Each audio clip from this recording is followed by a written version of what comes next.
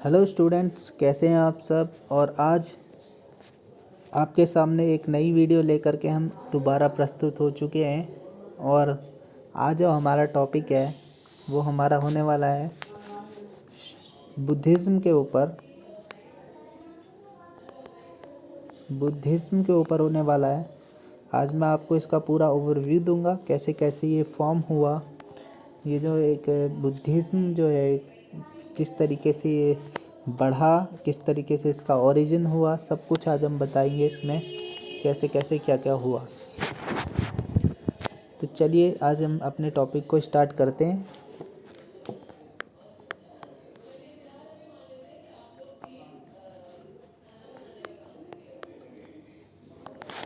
तो students, Buddhism जो है एक तरीके से एक भी स्टार्ट लगभग अगर हम बात करें बुद्धिज़्म की, तो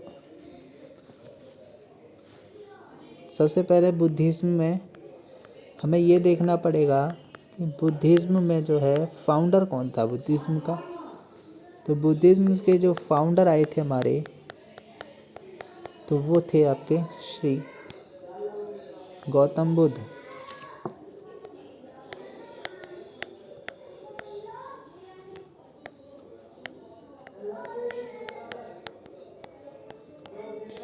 ठीक है।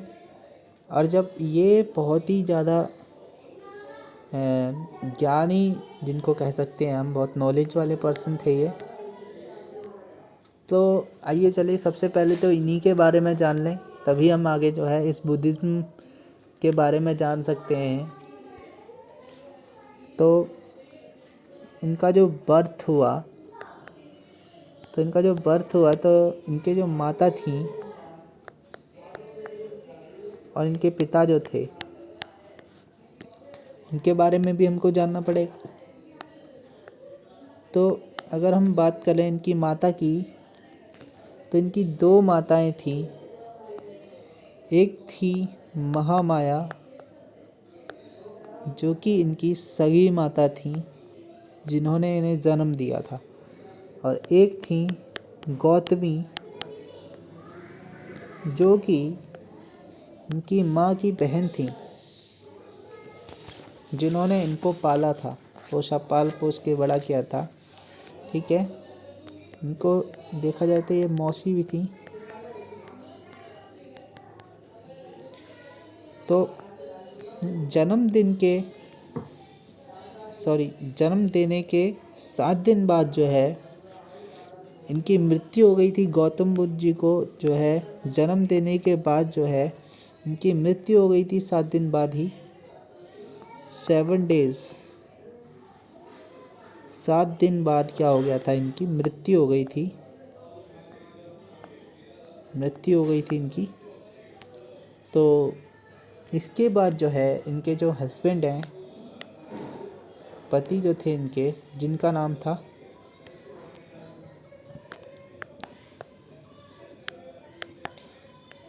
इनके जो पति थे उनका नाम था शुद्धोदन।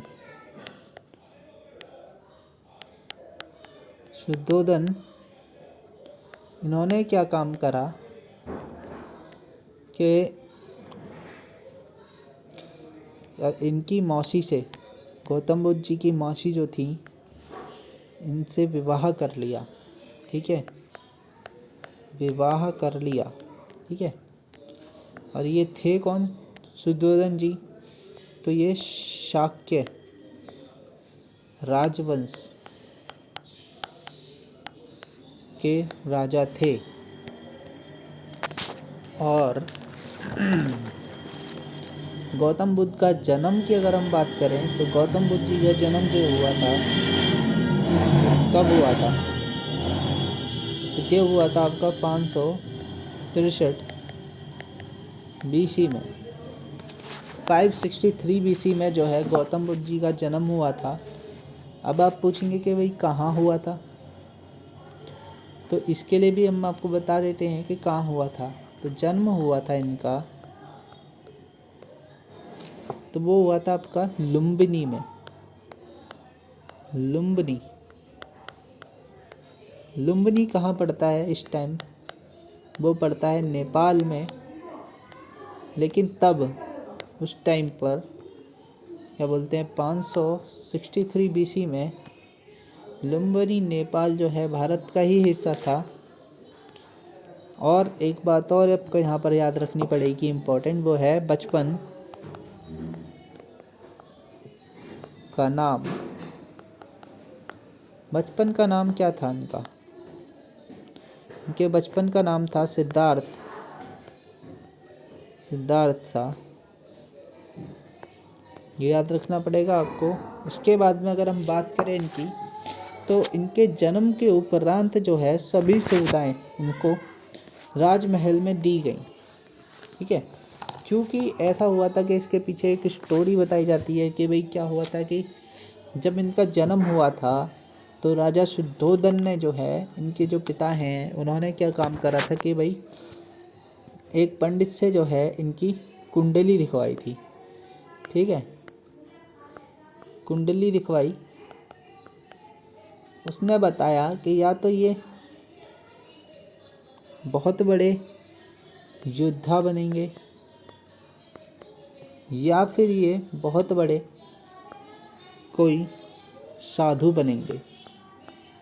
ठीक है, और जो उनके पिता थे वो योद्धा जब उन्होंने सुना तो वे खुश हुए, लेकिन जब उन्होंने साधु सुना तो वो बहुत ही ज़्यादा दुखी हो गए, गुस्सा हो गए। और फिर उन्होंने एक फ़ैसला लिया कि भाई हम जो है सिद्धार्थ को, जो कि गौतम बुद्ध हैं, उनको अब राजमहल के अंदर ही रखेंगे। इसीलिए बोला जाता है कि भाई जन्म के उपरांत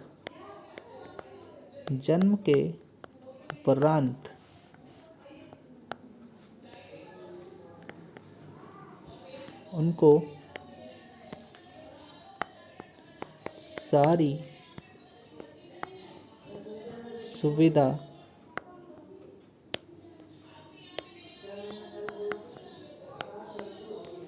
राजमहल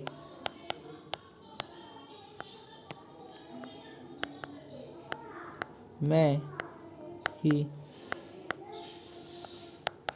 दी गई। आपको इसकी PDF मिल जाएगी हमारे टेलीग्राम चैनल पर। आप जाकर के हमारे टेलीग्राम चैनल पर जुड़ सकते हैं।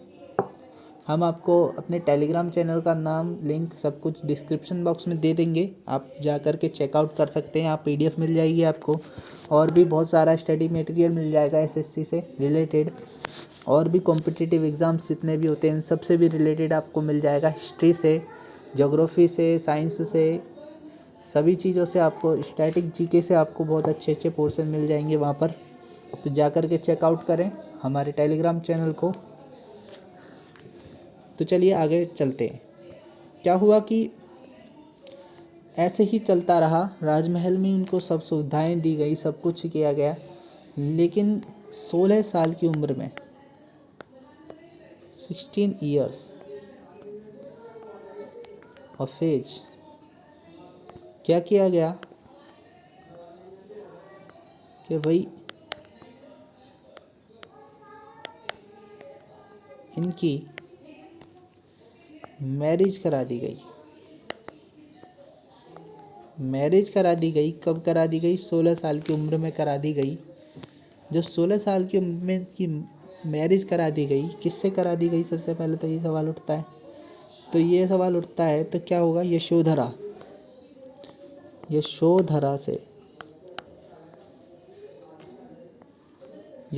से शादी करा दी गई इनकी।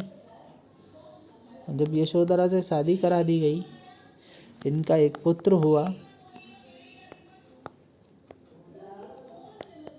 हुआ जिनका नाम था राहुल। ठीक है, पुत्र हो गया। तब इनको बहुत ही ज़्यादा वो हुआ, क्या बोलते हैं कि मतलब के अंदर बहुत सारी इच्छाएं जागी कि भाई मेरे को बाहर जाना है, भ्रमण करना है, देखना है कैसी दुनिया है, क्या है कैसे नहीं है। तो इन्होंने क्या काम करा कि इन्होंने जो है भ्रमण के लिए निकल गए। राज्य भ्रमण किया इन्होंने अपना। राज्य भ्रमण जब इन्होंने किया अपना, जब इन्होंने राज्य भ्रमण किया तो इन्होंने 4 चीज़ें देखी मुख्यतः। जो चीज़ें इन्होंने देखी, जो 4 चीज़ें इन्होंने देखी थी वो क्या क्या थी, सबसे पहले तो यही जानना है। तो उनमें से सबसे पहली चीज़ थी एक शिशु। ठीक है, शिशु। दूसरी चीज़ थी नौजवान व्यक्ति। नौजवान व्यक्ति देखा इन्होंने। फिर देखा एक वृद्ध, या फिर बीमार भी कह सकते हैं, वृद्ध होकर बीमारी हो जाती है क्योंकि सब लोग। इसके बाद इन्होंने देखा एक मृत व्यक्ति। ठीक है, मृत व्यक्ति देखा इन्होंने, मृत व्यक्ति को देखा। ठीक है, इन्होंने ये चारों चीज़ें देखी, चारों तरह स्टेजेस को देखा मनुष्य के। तो इनको समझ में आया कि भाई कुछ भी नहीं है, कुछ भी नहीं रखा है ऐसे जीवन में। इन्होंने क्या काम करा कि भाई 29 साल की उम्र में, 29 ईयर्स ऑफ एज में इन्होंने क्या काम करा, गृह त्याग कर दिया। गृह त्याग, ठीक है, गृह त्याग दिया, लिख लेते हैं। ठीक है, क्या हुआ, गृह त्याग कर दिया इन्होंने। तो एक चीज़ तो यहाँ पर ये देखने वाली है कि इसको कहते क्या है, इस स्टेज को, गृह त्याग करने वाली को। तो ये क्वेश्चन बन सकता है यहाँ से कि भाई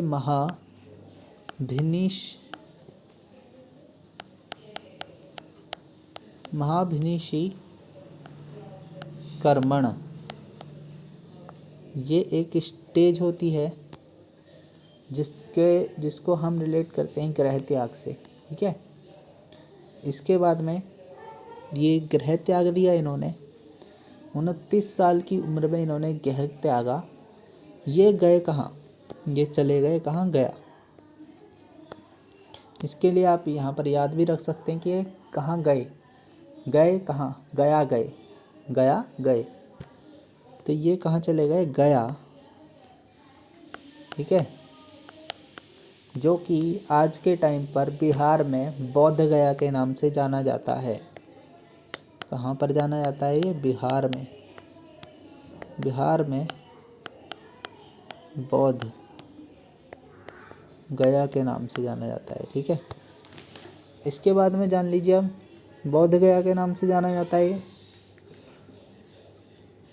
तो इन्होंने वहाँ पर जाकर के किया क्या, बोध गया में जाकर के इन्होंने क्या काम किया कि भाई ये जो है पूरे दिन क्या करते थे, निरंजन नदी के पास, नदी है एक बोध गया में, निरंजन नदी। ठीक है, निरंजन नदी पर पीपल के पेड़ के पास, पीपल के पेड़ के पास, ठीक है, पास क्या, पीपल के पेड़ के नीचे ही लिख लेते हैं क्योंकि पीपल के पेड़ के नीचे ही इन्होंने जो है वहाँ पर बैठे थे ये काफ़ी लंबे समय तक, जिसको कि हम 6 साल का एक वो कहते हैं पीरियड, 6 ईयर्स ऑफ पीरियड। 6 साल तक उन्होंने वहाँ पर जो है तपस्या की,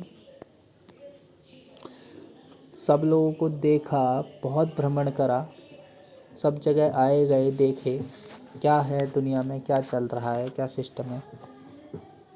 इन्होंने क्या किया, 35 साल में, 35 ईयर्स की एज में, 35 साल की एज में इन्होंने क्या काम करा, इनको ज्ञान प्राप्ति हो गई भाई, तपस्या का फल मिल गया, ज्ञान प्राप्ति हुई इनको। जब इनको ज्ञान प्राप्ति हुई तो इसका भी एक स्टेज होता है भाई। ग्रह त्याग जब किया था तो महाभिनिष्क्रमण कहते हैं उस स्टेज को, जब ग्रह त्याग होता है, कोई व्यक्ति ग्रह त्याग दे, जब उनको ज्ञान प्राप्ति हो जाए। ज्ञान प्राप्ति के लिए एक स्टेज आती है जिसको हम कहते हैं निर्वाण। निर्वाण जो स्टेज है, ये क्वेश्चन के लिए ये मैं बता रहा हूँ, बहुत इंपॉर्टेंट होते हैं, ये क्वेश्चन बनते हैं ऑलवेज इनसे। कहाँ हुई ज्ञान प्राप्ति? तो ये हमको पता चल गया बोध गया में हुई, ठीक है। इसके बाद इन्होंने क्या काम करा, वाराणसी गए, ठीक है। वाराणसी में गए। वाराणसी जाने के बाद इन्होंने क्या काम करा कि ये जो है वाराणसी में सारनाथ एक जगह है, सारनाथ, ठीक है। इन्होंने अपना प्रथम उपदेश, जो भी इन्होंने ज्ञान अर्जित किया था उसका इन्होंने अपना प्रथम उपदेश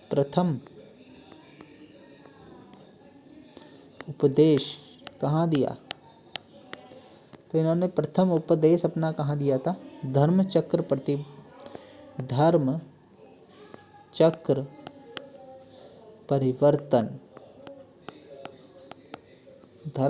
परिवर्तन पे इन्होंने अपना का टॉपिक क्या था?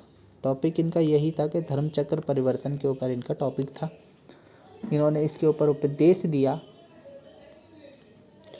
तो दोस्तों वीडियो बहुत ज़्यादा लंबी होने वाली है, मतलब हो ही चुकी है, 16-17 मिनट की हो चुकी है वीडियो।